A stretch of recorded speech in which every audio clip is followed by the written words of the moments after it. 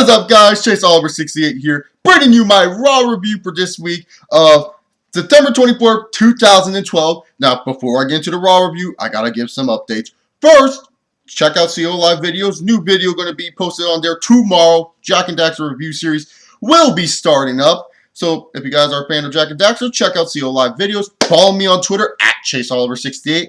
And 2 plugs. Check out Gold Standard 000, one of my friends, Ross, and check out Nature Girl, the Nature Girl 30, another close friend of mine on YouTube, in the description box. And day one plugs because they answered a question on Twitter, and I'll be asking a question every single week on Monday Night Raw on Twitter during the before the third hour hits for Monday Night Raw. And if you get it right, up to 3 people can earn plugs. So that's why you should also follow me on Twitter, by the way. But also, 11 o'clock Pacific Standard Time, 11 a.m. I should say, on Friday, live stream Q&A. So be there so I can answer your questions that you have for me. Do them every month. It's for the month of September. So yeah, anyways, I babbled on long enough. Let's get on to the Monday Night Raw review. Monday Night Raw kicked off with our WWE Champion CM Punk in the middle of the ring sitting there with Paul Heyman. And pretty much what they talked about is they felt disrespected by the referee. The referee screwed CM Punk last week on Monday Night Raw, so that referee have to come down to the ring. And I remember his last name. It was Maddox. Maddox just made me remember his last name. And pretty much all they were doing was kind of taking jabs at that referee, saying he's like a replacement referee, taking jabs at the NFL for having such bad repping in these football games. And this was kind of effective, I guess, but then out came AJ Lee. And first off, I want to comment, AJ Lee, booty shorts and a sports coat don't work. They don't work. They don't look fashionable. I'm sorry. But moving straight on forward from that, AJ Lee pretty much excuses Maddox from the ring. And this leads to Paul Heyman, he wants to propose to AJ. And propose what? Why would he want to propose to AJ? He said that, AJ, will you marry me?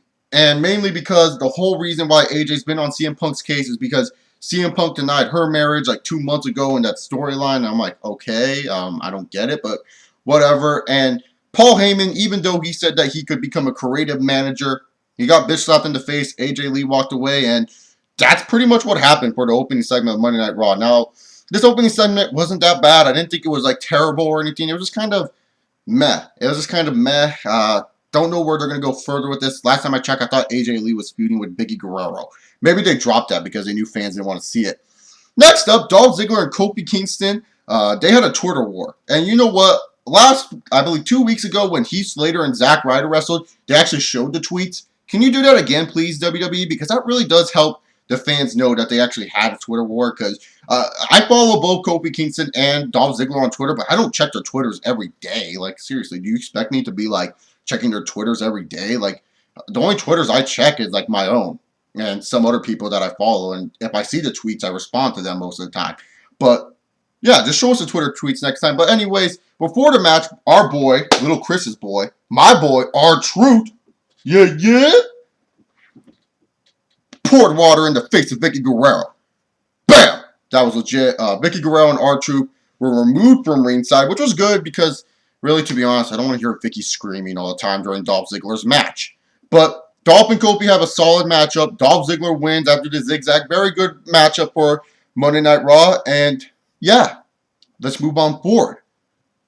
Chris Angel was our social ambassador. No one cares. Move on. Darren Young and Titus O'Neil, primetime players, take on the team of Ryder Morella, I guess. Santino Marella and Zack Ryder are a tag team. Darren Young and Titus O'Neil won that match quickly enough. And pretty much, that's all it is to the story. At least the tag team is being featured in this show, which is very good. And I'll go more into the tag teams being featured in one of the later segments later on in the show. So, we're in New York.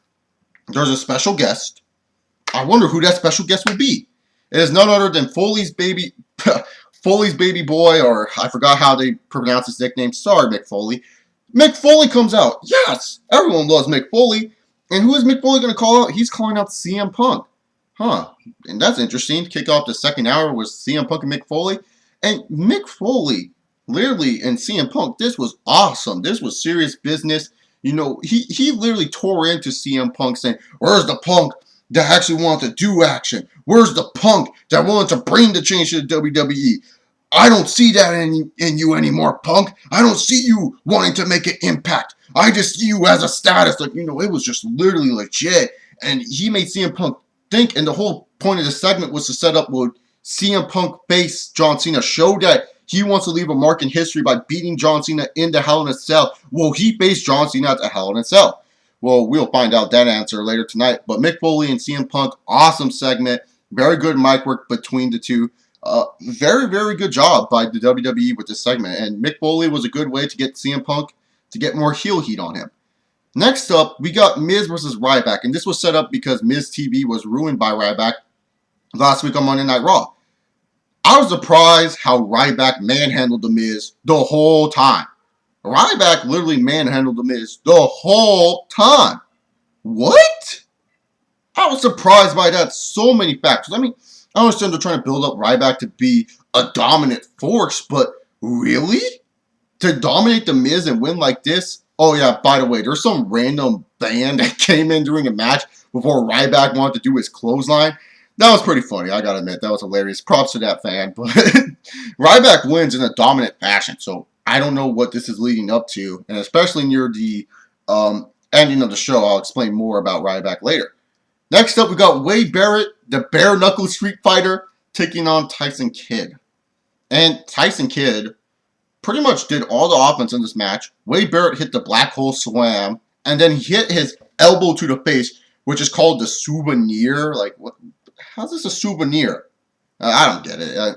I don't like the name of it, to be honest. I think it's kind of corny. I don't like how Wade Barrett's going to be a bare-knuckle street fighter, and he's not dominating the whole matches. I mean, if this guy's been a bare-knuckle street fighter, and he's a real-time fighter, why isn't he not dominating the matches? And especially against someone like Tyson Kidd. Why is Tyson Kidd, beating the shit out of Wade Barrett? Wade Barrett needs to look more dominant. This is not making me believe the Barrett Barrage or whatever Wade Barrett has going behind him is legit. You gotta make Wade Barrett, destroy these people, not let these people walk all over Barrett. It makes Barrett look weak, in all honest opinion. And to be honest, Wade Barrett, he won the match, but did he really look super duper impressive? No, not really. So, up next, we got the interview with Jerry Lawler. A very serious interview. So, I was kind of contemplating, should WWE bring CM Punk out here, have this be the main event, and have CM Punk come out and say some nasty stuff to get heel heat. But I kind of think it was nice that they just let it be. Michael Cole and Jerry Lawler had some funniness between them, where Jerry Lawler was like, well, if I sit next to you for 3 hours every time, and I'm supposed to get a heart attack, and they were just joking around. But in all honesty, it was just kind of, it was very nice to see that Jerry Lawler's recovering. Happy he is. His voice is kind of raspy right now because of the tube that he had to get in his heart. Glad to see he's healthy, really, to be honest. That's all I really got to say. Jerry Lawler is a pioneer in professional wrestling. A lot of people, if you don't understand that Jerry Lawler has done more than just commentate, you got to really do your wrestling history, do your homework. This guy, even though he never won a big one in the WWE, he was a very big-time wrestler back in the day. A lot of old fans respect him, and I respect Jerry Lawler. I actually watched a couple of old Jerry Lawler matches. Great to see him back. He'll come back when the doctors allow him to, and I want that goddamn throne. Can you imagine me doing videos and I'm just sitting in a throne like Jerry Lawler did? That is fresh as hell. But speaking of fresh, David Otunga, who is number 6 on the best physiques in WWE history, with Ricardo Rodriguez and Alberto Del Rio, is taking on the World Heavyweight Champion Sheamus and Mysterio Cara. And Sakara wore the silver outfit, and there was no injuries in this match. Yay! But this match, happened because these three, Otunga, Ricardo, and Alberto, were kind of just, bitching back and forth towards AJ, and AJ just set up the match. And Ricardo, who was injured, all of a sudden felt fine. And this was funny to see Ricardo in the ring. Ricardo did some funny stuff in the ring. Del Rio pretty much was really doing it. He looked good in this match. I'm not going to lie. I thought Del Rio looked the best. But the ending came when Sheamus, did the punching thing to Ricardo Rodriguez. Rey Mysterio hit the 619, and then Sheamus tagged in Sin Cara. Sin Cara did the senton bomb onto Ricardo. 1, 2, 3.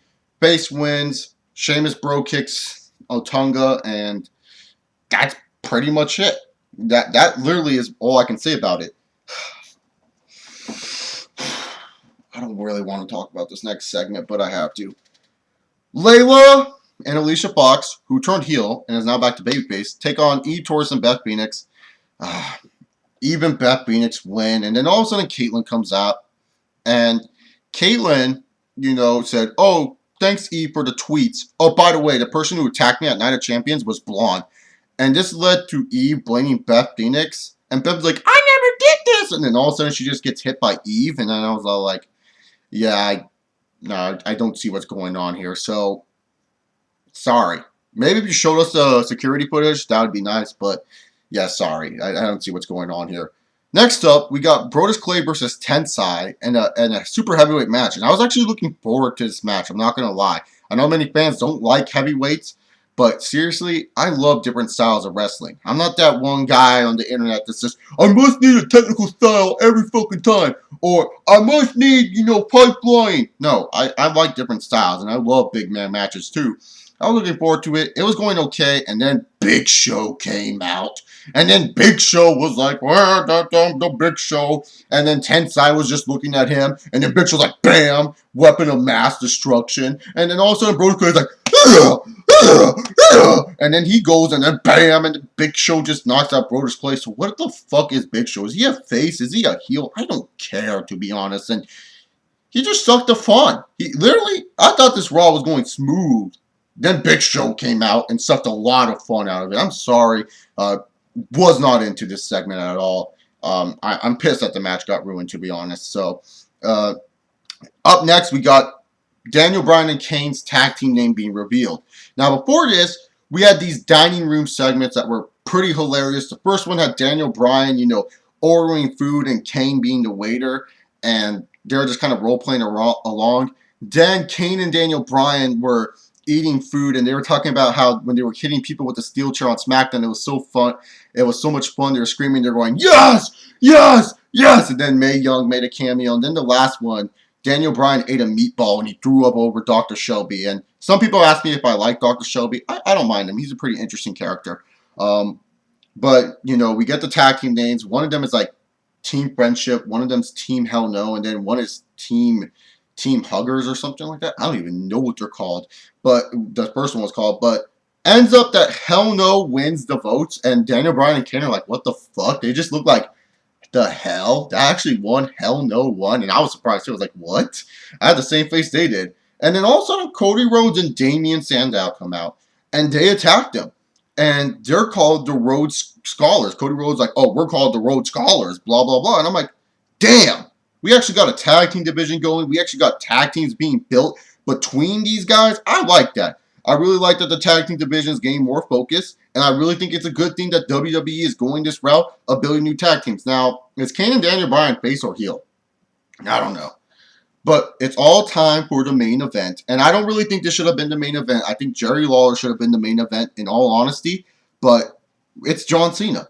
If you guys did not know, John Cena had elbow surgery, and Cena came down to the ring. Props to the WWE supporting cancer. I've lost many family members during cancer, so it's good that the WWE is supporting cancer.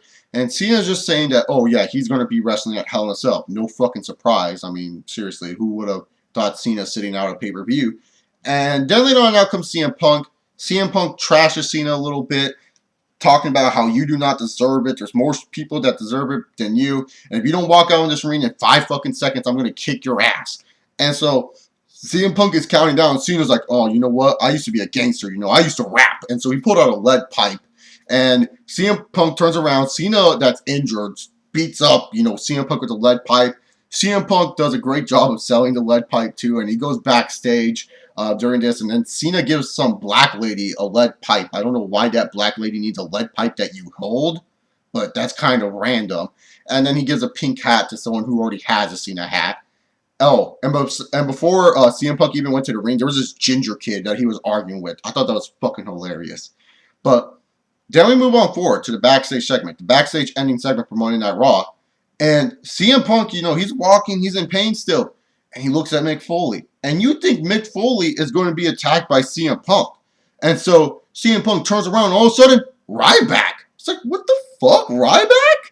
And Ryback's like, and CM Punk's like, oh fuck, it's Ryback. And then he doesn't want to get near him. And I'm thinking to myself, if Cena can't go out Hell in a Cell, because, Cena said that he is wrestling at Hell in a Cell, what's with Ryback being involved in this? I want to know. I really do. That's interesting. Ryback? I mean, he just beat the IC champion, and is Ryback CM Punk going to happen next week on Monday Night Raw? I don't know, but I thought that was good for Ryback, that they put Ryback in that situation. I really do like that. It's random, but Ryback, that's good, because Ryback, to be honest, the crowd tonight really much did not like him that much. Obviously, that fan tried to probably attack Ryback, but Ryback knows how to work a crowd. Ryback's been doing a good job as a superstar.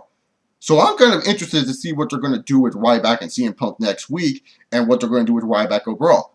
Overall, Monday Night Raw, I thought it's been better than, previous weeks. Actually, last week's Monday Night Raw was pretty damn good too. I think they've been doing a good job building towards Hell in a Cell. Tag team division's interesting. Low points are like the Divas division and Big Show coming out. But other than that, I feel they've been doing a good job. Dolph Ziggler could have done a lot more. And where the fuck was Randy Orton? Seriously, where was Randy Orton? But other than that, Monday Night Raw, solid show. I give it a B-. I thought it was a very solid show. Tell me what you guys thought down below for Monday Night Raw. Did you like that Ryback maybe feuding with CM Punk or whatever they're going to do with him? Comment down below. Check out the old channels, the Nature Girl 30 and Gold Standard 000 and my gaming channel. And I'll see you all later. Peace!